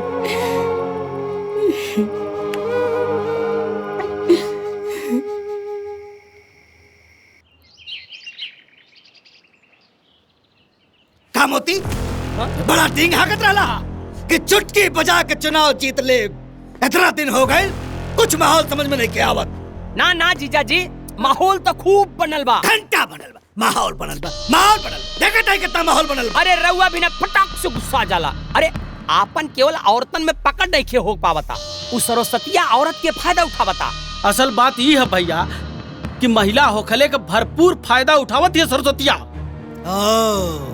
तो असली बात ही है। हाँ, काम करा लोगन, आगे से जितनी भी जनसभा हुई, हर जनसभा में फूलमती के ले चला। जितनी औरत बानी सबके सब फूलमती से प्रभावित हो जाए, ठीक बा? वाह भैया वाह, एकदम रौला मचा दी है के। अब देखे कि होई का होता। का हो खदेरू? प्रणाम भैया, बैठिए। और हो नंदलाल? बैठल जाओ, बैठल जाओ। और बताओ भाई, तुम लोगन के गांव में सब ठीक ठाक चलत हनु? हाँ हम लोग तो ठीक बानी, आपन बताई भैया जी। आपन का बताई, आपन तो जनता बड़ा नु कि चुनाव में हमार पत्नी फूलमती खड़ी बानी। बस अभी जान ला भैया कि चाहे जैसे ताकत लगाता, जीत हमरे होके के चाहिए। अरे ये कोनो काहे वाली बात बा? भला रउआ के छोड़ के हम सब लोग कहाँ जावल जाए? अरे बहुत बढ़िया। एक बात बतावा भाई साहब लोगन, अगर हमरे भैया के छोड़ दिहल जा तो पूरा गांव जवार में क्या वैसन लीडर मिली? आए अभी लंदन से आयल बाटी, लंदन अमेरिका से बहुरिया, पूरा गांव फुदकत बाटी। ई तोहर लोगन का नेतृत्व कर पहिया 5 साल। बहुरा पागल बड़े एगो बात बताओ भैया, जे अपन घर परिवार ना संभाल पावत हो वो गांव के मेहरारू को संभारी? हम तो के बताई, सतर्क रहा लोगन। हमारा तो साजिश लगा था तो लोग संभर जा, ना तो वो मेहरारू गांव के सब मेहरारू के चौपट कर दे। हाँ ए जी, हाँ तू कोनो जादू करनी बिया का जे रउआ सब केहू के समझा रहल बानी? फूल मत्ती, जब तोरे कुछ समझ में ना आवेला तक काहे मुंह खोले लो अपन? चुप रहो, हमन बतियावत तानी। हाँ त भाई, हम जवन कहत तानी तवन समझ रहल बाड़ा नु। हाँ खूब समझ रहल बानी। हम लोगन के सोच समझ के ही आगे कदम उठावे के पड़ी। हे भैया, हम तो बहनियौरे आइल बानी। ये हमार जिज्जा हमार जिज्जी। हमका तो ज्यादा ना पता बा, लेकिन इतना जानत है जब से उ लड़की घरे आइल बा अपन पूरा घर खा ले गेल। देखा, हमका बहुत डर लागता। अब ओकर नजर जौन में ना पूरा गांव पे पड़ा बा। बचिया भैया, ना तो पूरा गांव वीरान हो जाई। ना हम ही ना होके देव, रउआ निश्चिंत रही। हम लोग बलवंत बाबू के साथे बानी। बातचीत इन्हीं के होई। अरे भाई एकदम। तो हम लोगन समझदार हवा, गांव के प्रगति खातिर आपन जिम्मेदारी समझा और चुपचाप सबके समझा दा भैया, ठीक बा? और बाकी कोनो चीज को कमी होई तो हम माने लूं भैया। आराम से, आराम जिंदाबाद। पूरा गांव सुन ले, पूरा गांव में माहौल बनाओ। अच्छा, जाके सबके बता दो, ठीक बा?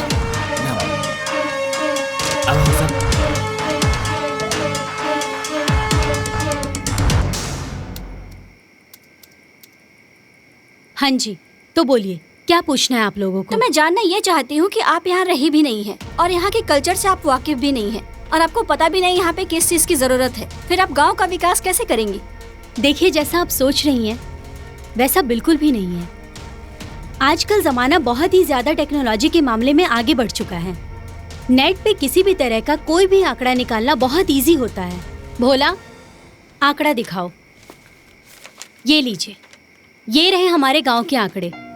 हमारे गांव में कुल 7,885 लोगों की जनसंख्या है, जिसमें से 40% जनरल, 25% ओबीसी, 20% एससी और 15% माइनॉरिटी। मुझे पता है कि मेरे गांव में सबसे ज्यादा किस चीज की आवश्यकता है। फिलहाल में हमारे गांव में मूल रूप से जो सबसे ज्यादा जरूरी है वो है महिलाओं का रोजगार और शिक्षा, एवं कृषियों को अच्छी व्यवस्था की जरूरत है और कुछ लोगों को आवास और शौचालय की भी जरूरत है। तो इसके लिए आपने क्या सोचा है? इसके लिए हमारे पूर्व मुखिया स्वर्गीय अभय प्रताप सिंह ने कुछ योजनाएं बनाई थी, तो बस मैं वही पूरी करूंगी। चलिए, मैं मान लेता हूँ कि आप मुखिया जी की योजनाओं को पूरा करेंगी, लेकिन इसके अलावा भी गांव में और क्या जरूरी है? गांव में और भी प्रत्याशी हैं, जाइए आप उन लोगों की भी राय ले लीजिए। धन्यवाद। नमस्ते जी मैडम, आप फूलमती से सवाल किया जाए। नमस्ते, मैं हूँ एनटीसी समाचार से रानी और मैं आज आपसे चर्चा करना चाहती हूँ गांव के विकास के बारे में। तो फूलमती जी बताइए, गांव के विकास के बारे में आपकी क्या राय है? यस, बताओ। अब का बताई विकास के बारे में? जब से हम ई गांव में आयल बानी, विकास कहीं लौकते नहीं खे। पूर्व मुखिया जी कहत रहलन कि गांव के भलाई खातिर विकास जरूरी बा। एक दिन विकास ई गांव में लौट के जरूर आई। हमनी के लावल जाए विकास के, हाँ, हमनी के लावल जाए विकास के। लेकिन का विकास कहीं लौकता? एकदम ना। नानू, आ गल विकास? ना आइल ना। अरे कैसे आई? जब से हमार बिया टूट गई ओकरा से, उ जाके अपने भाई के ससुरारी बैठल बा।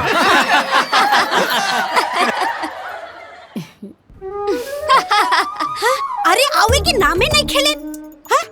अब रउआ लोग के कोनो और इंटरव्यू चाहिए तो विकासवा के लगे चल जाओ ओकरे ससुरारी, ले ला इंटरव्यू। अरे पगली, ये विकास के बारे में बात करत हवा। विकास मतलब उन्नति। अच्छा, उन्नति। उ विकासवा के मेहरारू हमार सहेलिया। अरे सतई में नाम कटवा लिए रहलू। हाँ, 7वीं क्लास में हमारे साथ छोड़ दे। अरे उन्नति मतलब प्रगति, गांव में जवन विकास भइल हो, तरक्की भइल हो, डेवलपमेंट भइल हो, ओकरा बारे में बात करत हवा। बस समझ गई नी। हाँ, हमरा के पता बा। देखी रहुआ लोग, हाँ, सबसे पहले मोती के नाम से कोटा लेब। हाँ, ओकरे बाद अपने दुआरे 4-4 गो लाइट लगवाए ओकरे बाद हम ना जमीन प्रॉपर्टी हे जमीन जायदाद कमाई हो गल तोहार कर डालू कुलगुड़ गोबर हट चला इन तरक्की के बारे में विकास के बारे में बतावे ओकरे मेहरारू के बारे में बताओ दरदरिन करके बट ये भैया रहुआ लोगन से हाथ जोड़ के निवेदन करता नहीं कि हे कुल जवन चलल बानू एक देखैया मत। न्यूज़ तो चल चुका है। चल चुका है सर, ये सब लाइव चल रहा है। लाइव जी। इसका कोई उपाय नहीं है? जी नहीं है। नहीं, कोई उपाय नहीं है। कर दे सत्यनाश कुल। हाँ, हे भैया लेके जा, निकला लोगन। हे भैया लेके जा, निकला लोगन। लेके जा लोग। जा जा जा जा जा जा जा जा। चला ही जैसे। चश्मा लगा के जवन फूलन देवी बनल आउ तू मार दे बक्से से के फफड़ा जाई तो आरप है। अयो खाए के मोटका पड़ा लवन के इस सारा भाई बहन दोनों चौपट करके रख दिए हमके। खत्म कर देले, सारे सत्यानाश कर देले। विकासवा के भला बताई, उन्नति के भला बताई। बिहाव टूटल रहल। हे भगवान, पता न कहां से हमारे माथे आके पड़ गईली। हे ता लगन खड़ा खड़ा मौका देके तारा जा लगन जा भागा। तो के तो मार दे फाड़ दे मुतार। सरस्वती जी जहां गांव के विकास के कार्यों के लिए बात करती हैं, वहीं फूलमती जी उस विकास के बारे में बात करने से कतराती हैं। उनको तो ये भी नहीं पता कि आखिर विकास है क्या। दिन भर तो हर चक्की चलत हो, फाट जेबू कौनो दिन। हाँ मोती, चुनाव का क्या माहौल हो? माहौल तो ठीक है बा, बाकी जो औरत लोग बाड़ी वो खुल के सामने नहीं खी आवत। ये जाना था नहीं, कुछ सोचा? चिंता मत करा, सब आई हैं। हमारा पास ओकरा खातिर मंत्र बा। ये खोपड़ी के बाहर जो हमार सफेद भइल हो, धूप में थोड़ा ही भइल हो। 30 साल के इलेक्शन का अनुभव हमारे पास हो। जनता का खूब पढ़ ले, चिंता मत करा। हाँ तो कोनो मंत्र बताई ना, ना तो खेला बिगड़ जाई। कैसे खेला बिगड़ जाई? हाँ, एक काम करा, तो हम लोगन 5-5 रुपया और 2-2 बोतल दारू आज रात में पूरे गांव में बांट दो लोगन। ठीक बा? ठीक बा। अगर बात देखिया रौला ना मच जाए तो कहिया। हाँ तो ठीक बा, अजवा रात से काम शुरू करब। हाँ, जा जा जा जा। मोती, चला रात के मिशन की तैयारी कर जा। ठीक, चला चला भैया, हमारा काम भी चलत बा। ठीक बा, ठीक बा भैया। जा ए जी, एगो से वो खाली ना। देवी जी, पूरा जितना हो सकेलू और तुम्हारे पास कोनो काम है ना? हाँ दरोगा साहब। हाँ बेटी, तो अच्छे से चला था ना सब प्रचार उचार? हाँ माँ, सब ठीक बा। सब जल्दी ठीक हो जाई। बाबू, रितु, माई। पढ़ाई करा। हाँ हाँ माई, हाँ का भइल बुला? पता चलल बा गांव में बलवंत दारू मंगोले बा। उ रात में दारू और पैसा बाटी। ऐसे तो हमनिन के माहौले खराब हो जाई। हे भगवान, ई का करिया सन? अब का होखी माई? कुछो ना होई। रोआ लोग चिंता ना करी। चली तैयार हो जाई, प्रचार में चले के बा। हाँ बेटी, चल हमनी के तैयार बन जा। चल रे, चल चल भोला। चली आई। भाग।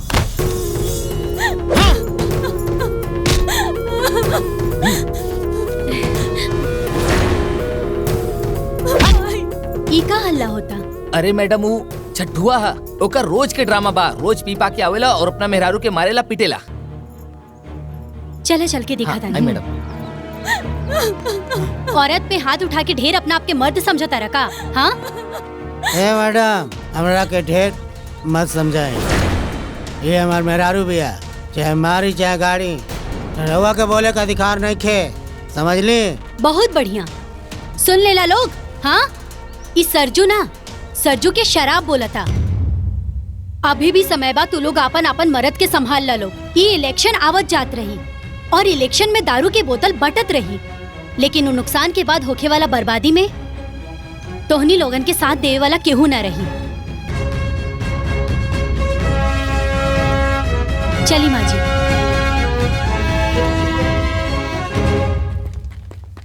और मारा, चला मारा। हाँ, हाथ उठावा।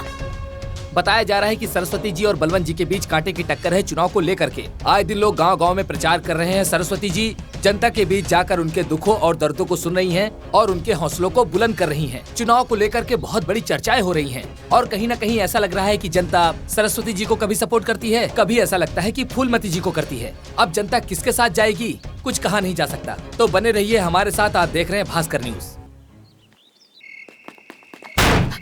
अरे टोटल 40 पेटी गाड़ी भरा बा। देखा माल देखा, देसिया माल है। एकरा पीला से सुबह तक टनाटन दिद्दी परोट पड़ी। तो हर जीजी ना अब तक मार गल होती। ला ये पकड़ा। मजाक शुरू।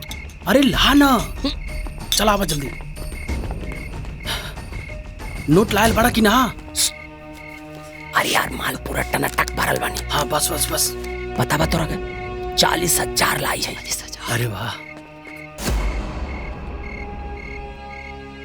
देखा गांव वाले कोनो लौकत हो कि ना। चुप रहा।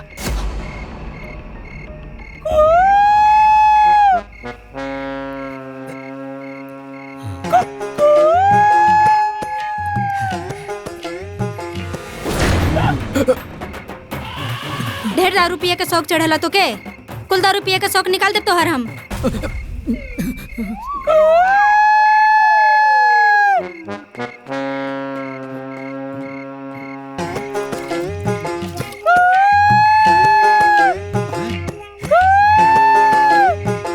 चला अंदर।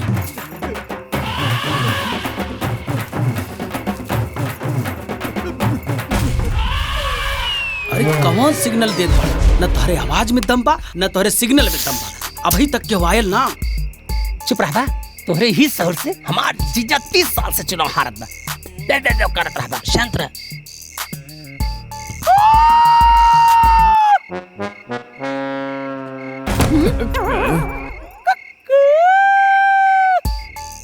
अरे तनका जोर से बोला। अरे मुंह बंद रखा ना।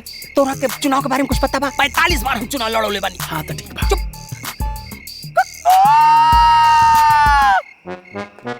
जात है जल्दी जल्दी।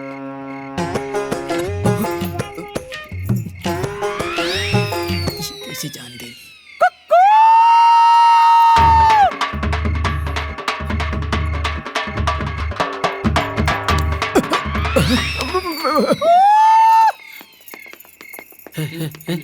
लागत बा कि कोनो का पैर आवत बा। खाओ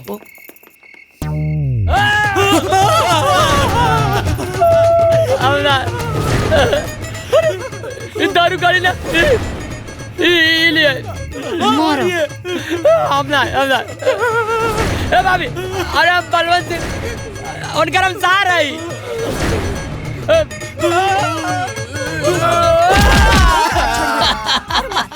मार मार ना मारी। बेलना लेके वोट मांगत रहा। बेलना मार मार इनकरा के। पकड़ा पकड़ा मार एकरा के। पकड़ा। अरे रुको, कहां भागत बड़ा? रुको। पैसा बांटत रहले, राते राते दारू बांटत रहले। ला वोट लिहा वोट। भागत कहां बड़ा? रुको रुका ना। किताबी वोट दिया ए माई।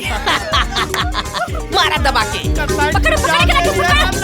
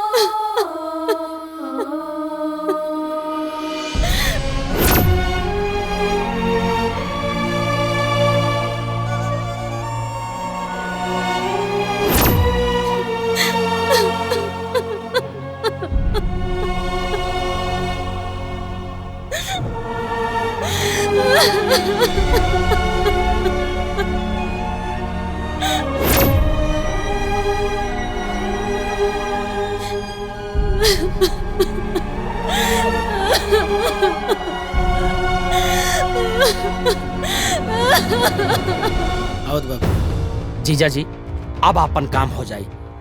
ई हैं दुरप्पी हमार बहुत ही विश्वसनीय आदमी। काम भी हो जाए और नाम भी ना आई। तो के पूरा भरोसा हो? एकदम भरोसा बा, कुछ भी हो जाए लेकिन मुंह ना खोली। अब अगर विश्वास टूटल तो तोही के पेलब हम। कबो तो विश्वास करा करा। ठीक बा भेमा। हाँ भैया पैसा दे दे। ठीक बा।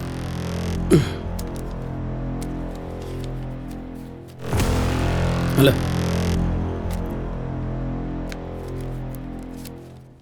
मुंह बंद रखो। हो जाएगा काम।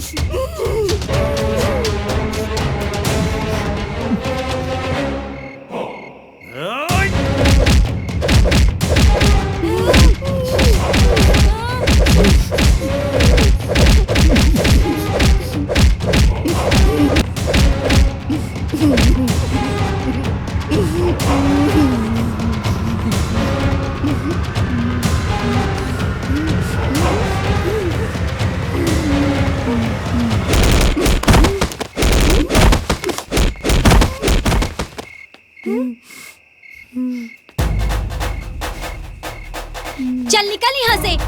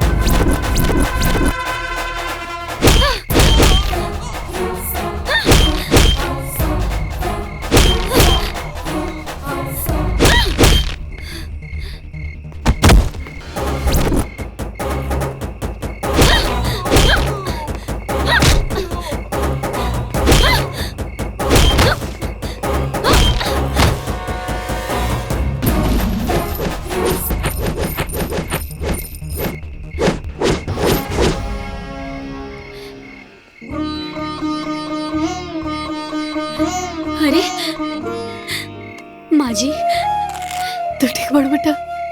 हाँ हम ठीक बानी। रे तू ठीक बाड़ू ना? हाँ भाभी ठीक बनी।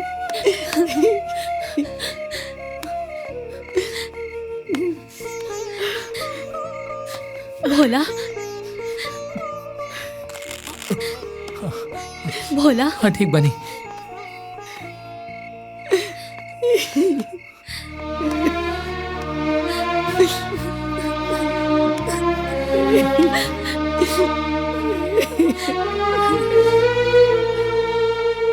इस वक्त हम धर्मापुर ब्लॉक पर हैं, जहां पर दोनों प्रत्याशियों की वोटिंग चालू है। ऐसा बताया जा रहा है कि दोनों प्रत्याशी एक दूसरे पर भारी पड़ रहे हैं। आप देख सकते हैं कि मतदान शुरू हो चुका है और बहुत ज्यादा ही भीड़ उमड़ कर आई है।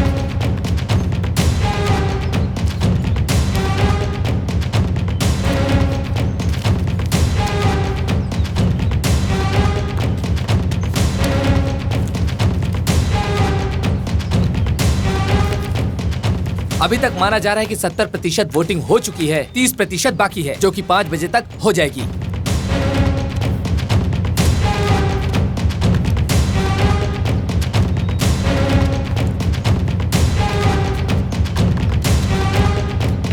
वोट तो पड़ गई, अब देखा केकर जीत होला।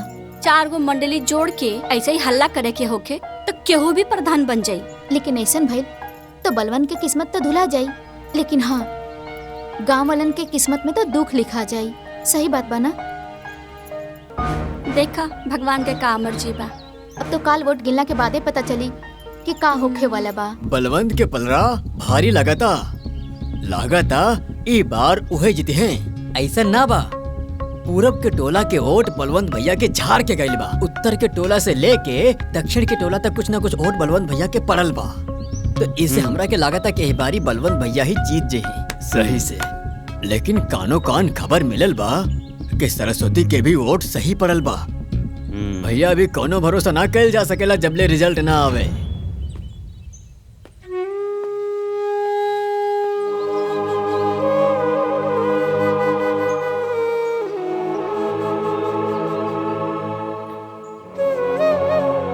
प्रणाम माँ जी। खुश रहा, तहार जीत होके। आई भोलवा कहाँ रह गई हो? पता ना माँ जी। आ गई। अरे कहाँ रह गई हो भोला? आई जाना तारा ना कि गिनती में जाए के बा देर हो रहल बा। मायू हम मंदिर गल रहनी पूजा करे, हमके लागत था कि वो बलवंत ना कौनो सेटिंग कैले बा। माँ जी रुआ चिंता ना करी, रुआ बबुनी के साथ में घर में रही, हम और भोला आवत अनीजा काउंटिंग करा के। विजयी भवा। चला भोला। जी मैडम। हे भगवान। आप लोग शांति बनाए रखें। ग्राम पंचायत सेरवा की मतगणना शुरू हो गई है। मतगणना 3 चरणों में पूरी की जाएगी। आप लोग धैर्य बनाए रखें। चले क्या? सेरवा ग्राम पंचायत की पहले चरण की मतगणना पूरी हो गई है। फूलमती अपने निकटतम प्रतिद्वंदी सरस्वती से 150 वोटों से आगे चल रही है। देख लिया चाचा जी, ये सब हमार दिमाग के कमाल है और हमार सेटिंग के कमाल है। पैसा के वजन काफी बा, कौना भी कीमत पे हमरा के चुनाव जीते के बा। कुछ भी करिया, ई बार हमार बहनिया के चुनाव जिता। ठीक है, हो जाएगा। ऐसा है तुम्हारा टकला नहीं कंप्यूटर है। तुम एक काम करो, फटाफट जाओ माला और मिठाई लेकर आओ बेटा। सेरवा ग्राम पंचायत के दूसरे चरण की मतगणना पूरी हो गई है। दूसरे चरण में सरस्वती अपने निकटतम प्रतिद्वंदी फूलमती से 350 वोटों से आगे चल रही हैं। सरस्वती देवी जिंदाबाद! सरस्वती देवी जिंदाबाद! अरे भैया अभी तीसरा डब्बा बाकी हो। शांत रहा, आगे गिनती बाकी हो। सेरवा ग्राम पंचायत की तीसरी और आखिरी चरण की मतगणना पूरी हो चुकी है। तू देख लिया। सरस्वती अपने निकटतम प्रतिद्वंदी फूलमती से 750 वोटों से विजयी घोषित की जाती है। इस समय हम सरस्वती जी के घर के बाहर खड़े हैं और सारी जनता उनके घर के बाहर है और बहुत ही ज्यादा खुश है जनता।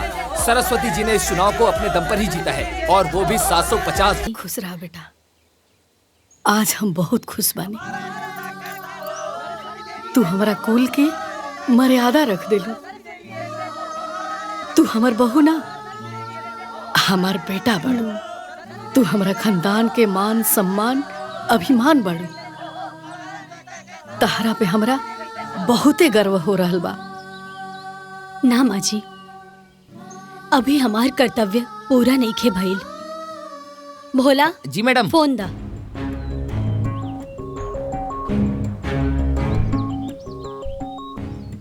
जी, आपको कुछ सेंड किया है मैंने। जी।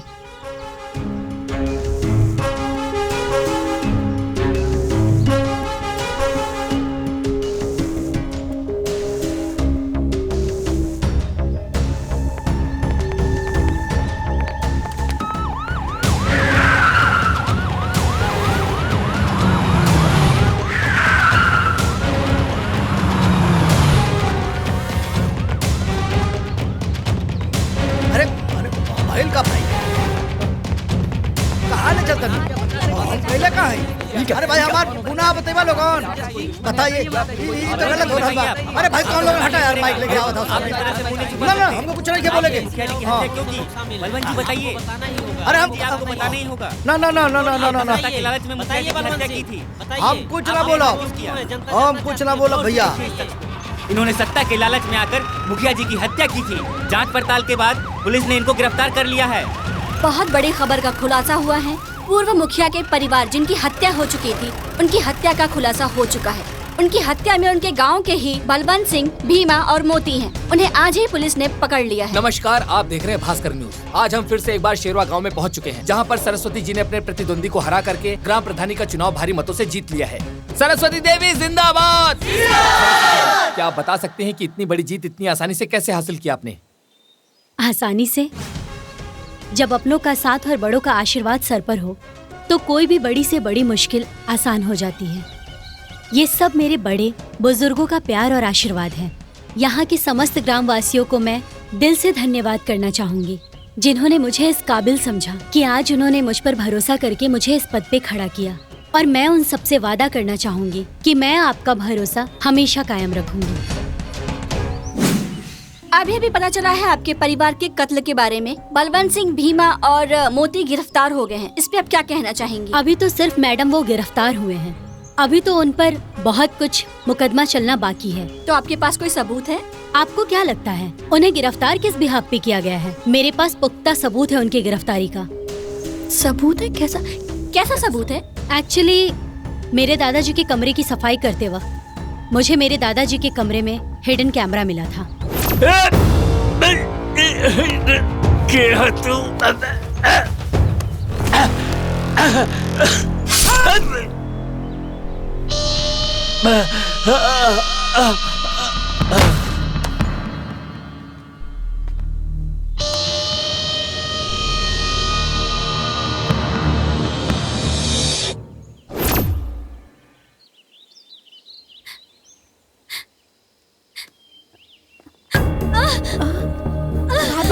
भाभी कहाँ हो गई? भाभी बेटा भोला,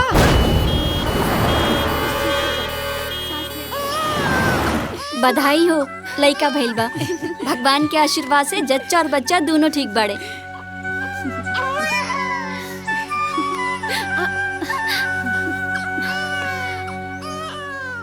इला बेटा, हमरा कुल के दीपक, हमरा खानदान के आखिरी निशानी।